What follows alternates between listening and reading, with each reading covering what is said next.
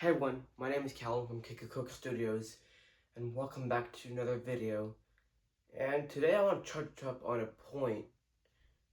You know, Super Mario Brothers 3 is a great game and all, but you know what would be even better? If Super Mario Brothers 4 and Super Mario Brothers 5 was released on the NES. What if they were created for the NES? What if these things happened? I have all three Super Mario Brothers games, and I love all three of them. Don't get me wrong, they're really great games. But again, what would happen if Nintendo made those games back in 1989? One was released in April, and one was released in June. What if that happened? So today, we're going to take a look at what if Super Mario Brothers 5, we're going to take a look at if Super Mario Brothers 4 and Super Mario Brothers 5 were created for the NES. And here's how it's going to go.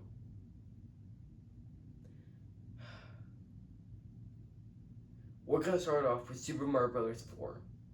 Now, we all know that in Japan, Super Mario World is considered Super Mario Bros. 4 because of the box art. But they erased that subtitle in America. Now, what if I were to say, what if Super Mario World didn't have the subtitle for Super Mario Bros. 4 in Japan? What if it was just called Super Mario World and that was it? What if Super Mario Bros. 4 was an NES game? Well, in this case, to have that big enough room for another game, we would need an MMCC. We would need an MMC4 chip.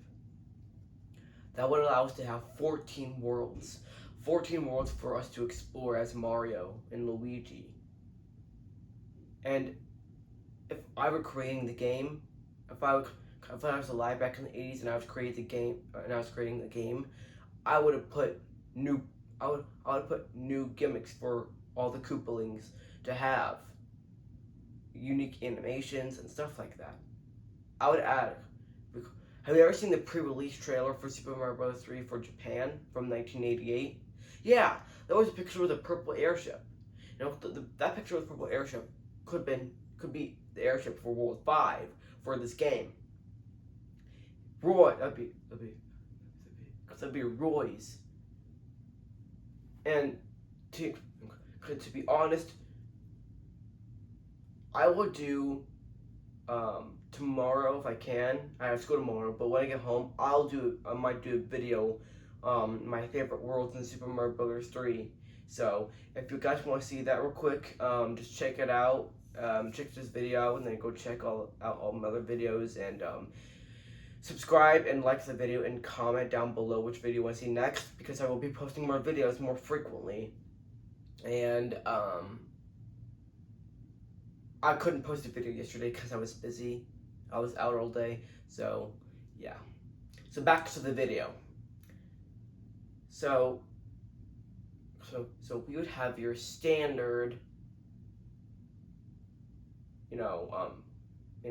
worlds: lava, grasslands, deserts, water, ice, sky, giant land.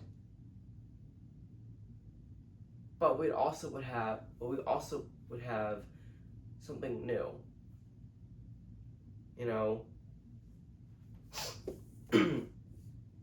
Well, what if we had more levels? Super Mario Bros. 3 had 90 levels and 8 worlds.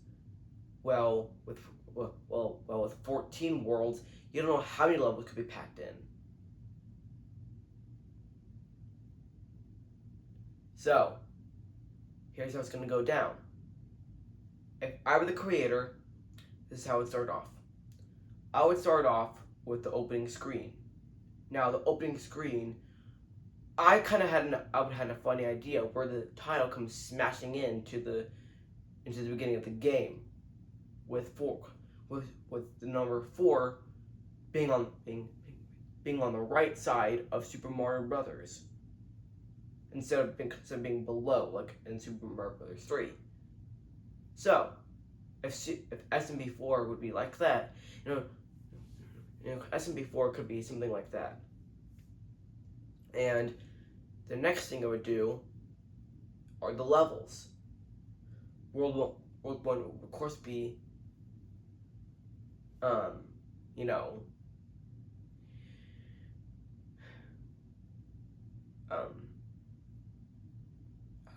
grasslands. But here's the thing: there are 6 levels in World 1 in SMB3.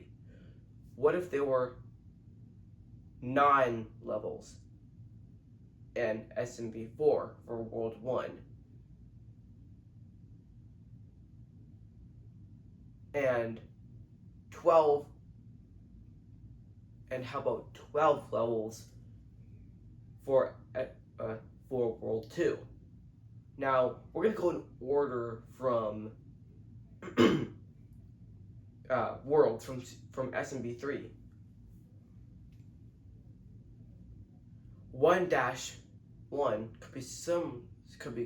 could be a little bit similar to 1-1 from SMB3, but really different, because instead of being an exact replica, there was a screenshot that I saw from the pre-release trailer for the Japanese version of SMB3.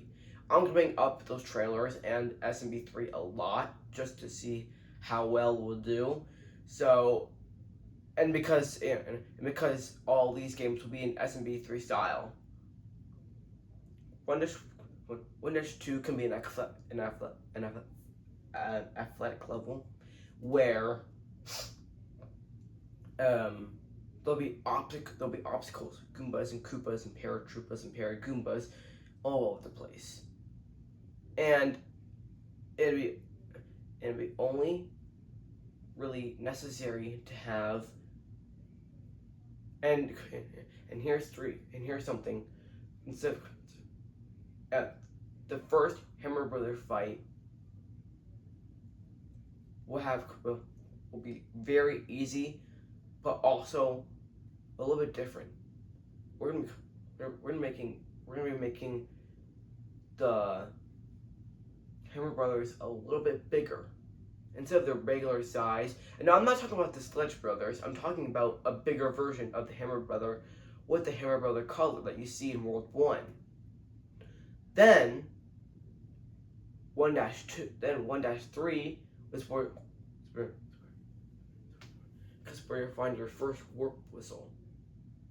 But unlike Super Mario Bros. 3, there'll be 5 warp whistles instead of 3.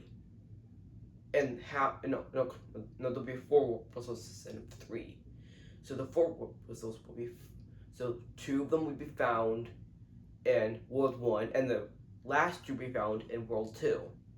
Now this will help you, because if you wanted to skip worlds and go straight to World 14, you can. But if you want to experience the game truly, I recommend you. I don't think you want to skip to World 15. No, World 14. Now the warp whistle. The second warp whistle will be found in the fortress, like World 1. But in World 2, the warp whistles will be found.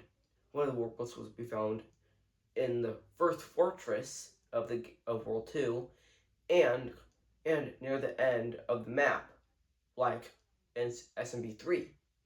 Here is where you'll find the last Hammer Brother fight, which will actually be 2 standard Hammer Brothers instead of the Fire Bros you see in the last fight. Because of how challenging that could be, we're gonna switch it up into be Hammer Brothers instead. So now that we have the layout, I'm gonna go through the rest of the game. picking up 1-3 will be like the standard 1-3 we kind of see in SMB3, but this will be the first appearance of our first bonus stage, Coin Heaven. Our first Coin Heaven will be near the beginning of the stage. But here's a twist. Yes, you have to throw the shell into the blocks to hit them, but when but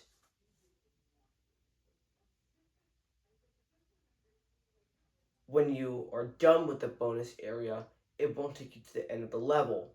Instead, it'll take you to the middle of the level. Why? Because if you're at the end, well, it might be at the end of the level, but I don't want you to have to go running all the way back to get something. Instead, we're gonna drop you off in the middle of the level. In the middle of the level is where you have to do a little bit of platforming with airlifts. Once you get done with that section, you have to go back down to the ground to finish the level.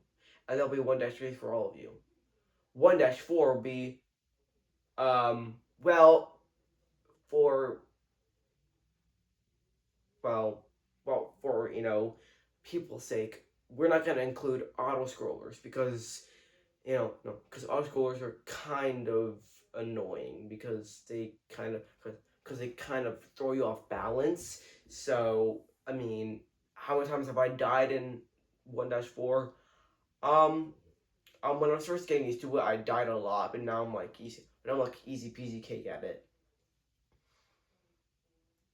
1-4 will be similar to 1-4 from SMB3, but here's a big thing.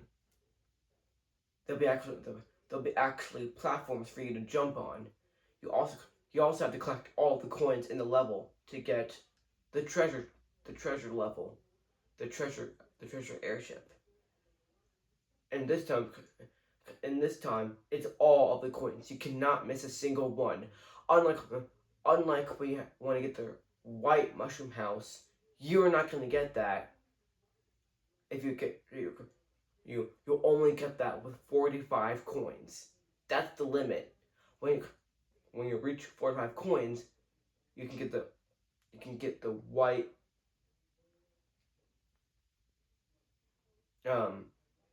you can get the white mushroom house. But if you want to get the treasure airship, you have to get all the coins. If you miss a single one, you won't get them.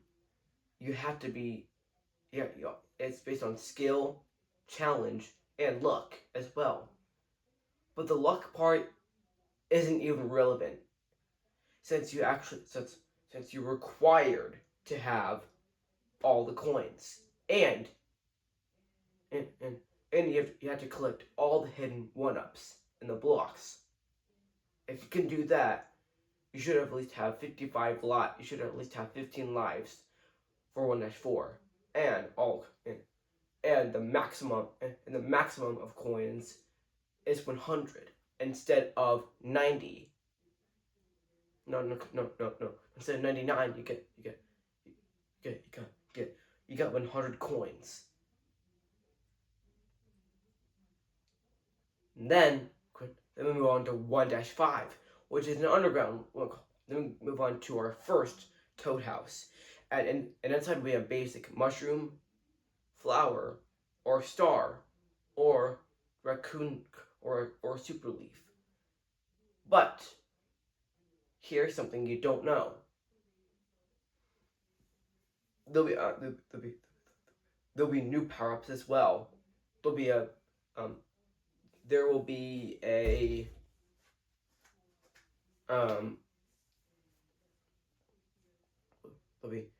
new power-up for you installed. Well, I can't name the power-ups right now. Well, one of them will be an ice flower as well. Another one will be will be for World 3, which will be the penguin suit. You'll get that. You'll get a chance to get that at the beginning of 3-1 for World 3. But we'll get to that later. Well, but I'm not gonna make this video so long. I'm just gonna say this.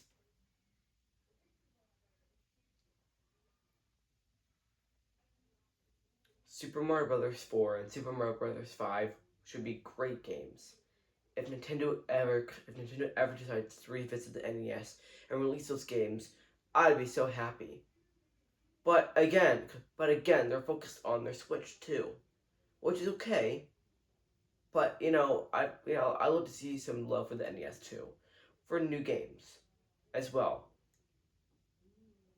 For SMB5, we'll also have another purple airship for World 5, but it'll be a different purple airship. It won't be like the one you see in SMB4. It'll be a little bit different. So these are just some ideas for SMB4 and SMB5. Now I'm running out of ideas, guys. I'm running out of ideas. I might have like two more ideas with original ideas. So we'll see how it goes.